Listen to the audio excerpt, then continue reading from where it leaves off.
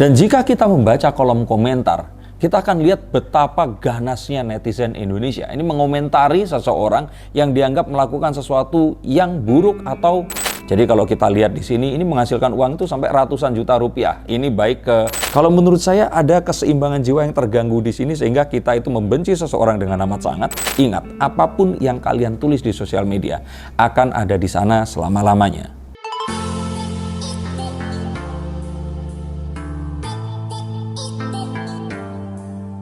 Halo Sainsikers, kembali berjumpa bersama saya Denny Darko. Tidak ada yang namanya misteri, yang ada adalah tanda-tanda yang kita semua coba untuk mengerti. Kena mental, gangguan jiwa, dan ini dicurigai akan memiliki masa depan yang suram.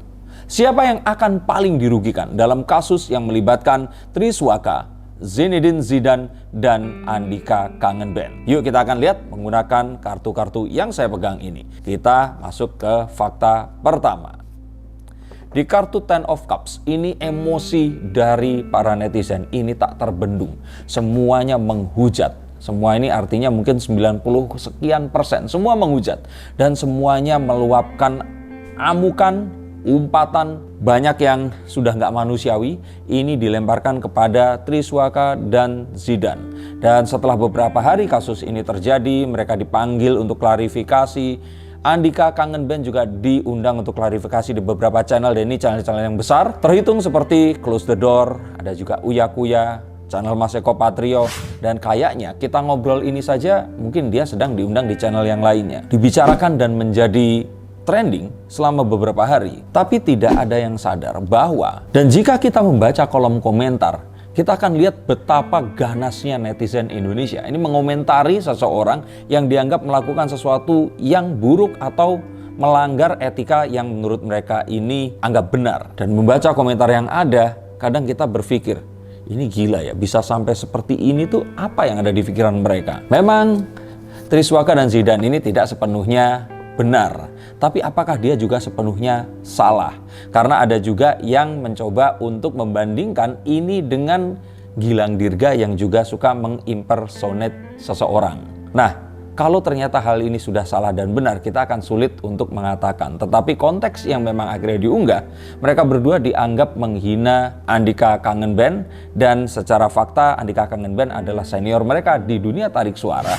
Dan profesi mereka ini yang memang masih kontroversial karena penyanyi atau musisi cover di Indonesia ini masih dipertanyakan keabsahannya, dan secara legalitas apakah mereka ini pantas mengeruk rupiah dari lagu-lagu band tanpa meminta izin kepada mereka sebelumnya. Terus kemudian amuk massa ini terpusat kepada dua orang ini tadi, dan seakan-akan Andika Kangen Band ini menjadi seseorang yang sangat dipuja, sangat dipuji. Namanya terus kemudian mendadak harum kembali, karena dulu memang pernah harum walaupun pernah kontroversi.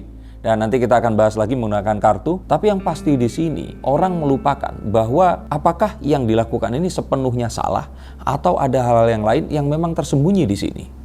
Ada juga yang melemparkan sebuah pembelaan bahwa sebenarnya Zidane saat itu tidak menirukan Andika, tapi menirukan Triswaka yang menirukan Andika. Tapi apapun itu tadi, ini sebenarnya adalah resiko menjadi seorang public figure. Apapun yang dikatakan, ini berpotensi untuk menjadi sebuah katalisator untuk membuat dirinya ini semakin tenar, atau menjadi satu hal yang akan menjatuhkan dirinya dan membuat orang-orang ini lupa akan semua prestasi dan juga hal positif yang pernah dia lakukan di masa lalu. Tapi di luar itu tadi, kita akan tahu bahwa nama Triswaka dan Zidane ini terus kemudian menjadi lebih luas daripada sebelumnya. Popularitasnya ini menjadi melonjak. Orang-orang yang tidak tahu akan menjadi tahu. Orang-orang yang tadinya itu tidak menyukai, memang akhirnya tambah tidak menyukai. Yang menyukai mungkin ada juga yang akhirnya tidak menyukai. Tapi yang pasti di sini, apapun tadi, orang-orang ini semakin tahu tentang keberadaan mereka berdua. Dan untuk seorang entertainer, ini adalah langkah yang bagus.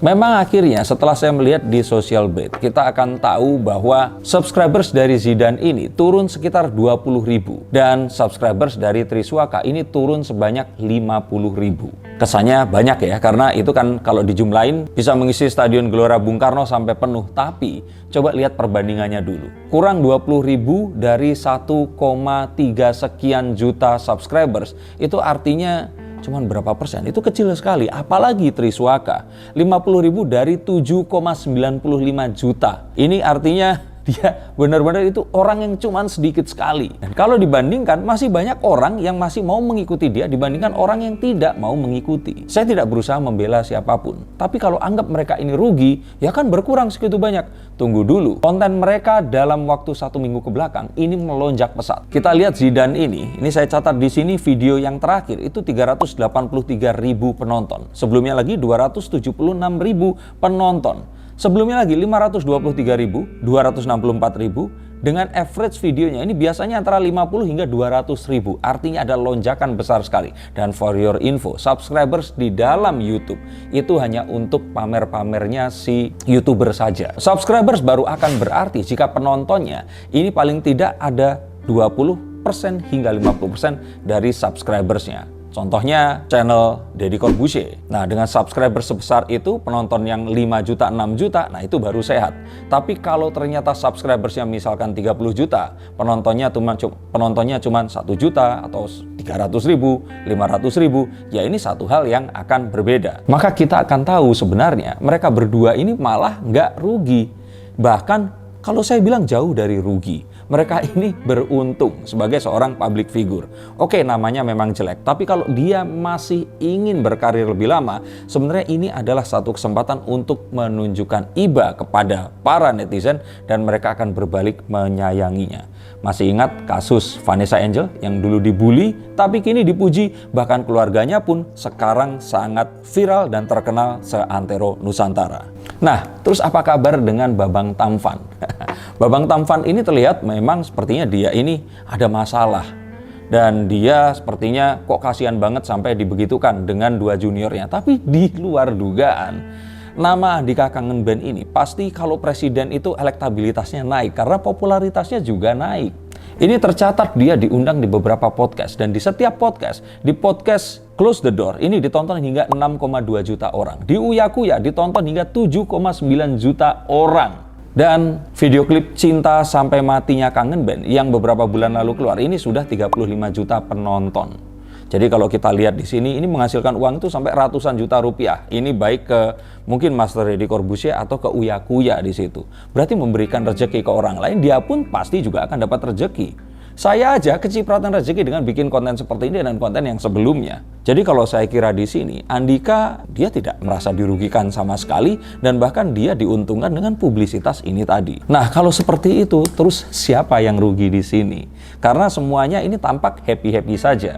Dan kalau bahkan ini bisa di-manage dengan baik, ini akan jauh menjadi lebih menguntungkan untuk mereka bertiga. Yang akan paling rugi itu adalah kalian semua, para netizen yang terbuang energi, waktu, dan emosinya karena terbawa gejolak jiwa yang berlebih sehingga tidak hanya mengomentari tapi menghujat di media sosial. Betul sekali, kalau hanya komentar it is okay karena memang sudah ada tempatnya, tapi kalau sampai menghujat apalagi memfitnah, nah tidak hanya gangguan jiwa dan kena mental. Kena mental tuh nggak harus tiba-tiba kaget dan ketakutan, tapi kalau menurut saya ada keseimbangan jiwa yang terganggu di sini sehingga kita itu membenci seseorang dengan amat sangat. Padahal apa yang kita bencikan ini pun apakah 100% memang seperti itu atau tidak, kita tidak akan bisa mengujinya. Tapi yang pasti akan keluar rasa yang sangat benci dan ini merubah kita. Dan jika itu kalian anggap hanya emosional belaka, maka tunggu hingga kalian nanti melamar kerja dan komentar kalian di sosial media itu dipergunakan sebagai benchmark atau studi banding untuk menilai apakah kalian pantas bekerja di tempat itu atau tidak. Ingat, apapun yang kalian tulis di sosial media akan ada di sana selama-lamanya. Maka hati-hati terhadap apa? Terhadap kolom komentar. Karena di sini semua orang ini akan bisa melihat. Walaupun kalian menggunakan akun palsu di situ, tapi kalau kalian berkomentar secara berulang, orang akan tahu bahwa akun ini terasosiasi dengan kalian. Dan jika seperti ini, artinya apa? Akan sangat mudah orang akan mengetahui bahwa itu adalah kalian. Dan jika ini terjadi, maka tadi saya bilang, orang akan lebih berhati-hati dan mungkin tidak mau berurusan dengan seseorang yang sekasar atau sekejam itu menghujat orang yang lainnya. Dan bahkan tidak hanya itu. Dengan adanya post-truth dan juga internet bubble filter, saat kalian mengomentari sesuatu dipelajari oleh YouTube, maka kalian akan diberikan konten-konten yang akan senada dengan respon dan juga engagement kalian. Itu membuat kalian akan lebih lagi dan lagi. Maka untuk seseorang yang suka menghujat akan disajikan banyak bahan untuk kalian menghujat. Misalkan kita menghujat tentang Cika Chandrika, terus kemudian nanti akan diberikan lagi konten yang akan memberikan kita kesempatan untuk menghujat juga. Dan terus. Padahal apa yang disajikan oleh konten itu seringnya dipertanyakan kebenarannya. Nah maka hati-hati. Karena kita tidak akan tahu seperti apa media sosial akan merubah kehidupan kita nanti. Maka saran dari saya, taulah batas. Dan coba untuk meriset diri kita kembali. Mempertanyakan lagi dan melihat sekali lagi sebelum kita pencet komen atau send, atau publish, atau apapun juga. Karena apapun nanti jika sudah naik, maka tidak ada lagi kesempatan kedua. Hal itu akan terus di sana selama-lamanya. Dan saat itu kita sesali, maka kehidupan kita ke depan ini akan dihancurkan oleh jari-jari kita sendiri. Dan hati-hati juga dengan sadisme dan juga bullying yang ini akan bisa merasuk ke jiwa kita dan kita akan berubah tanpa kita sadari.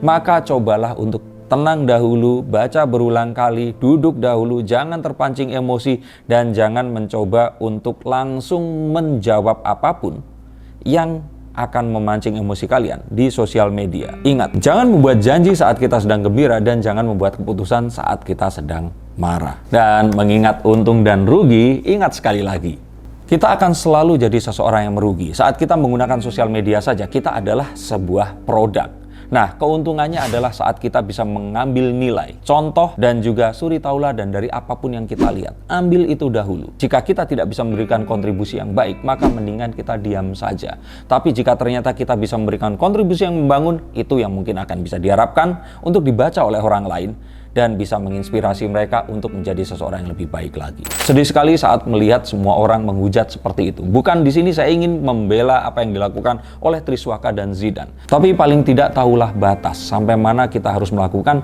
dan di titik mana kita harus berhenti. Terima kasih untuk kalian yang menyimak konten-konten yang pasti kurang populer untuk bagian besar daripada kalian. Tapi sebenarnya inilah inti dan tujuan saya membuat channel seperti ini. Dan semoga ini semua bisa merubah kita menjadi lebih baik lagi daripada sebelumnya. Salam untuk keluarga kalian dan sampai jumpa di konten yang berikutnya. Salam.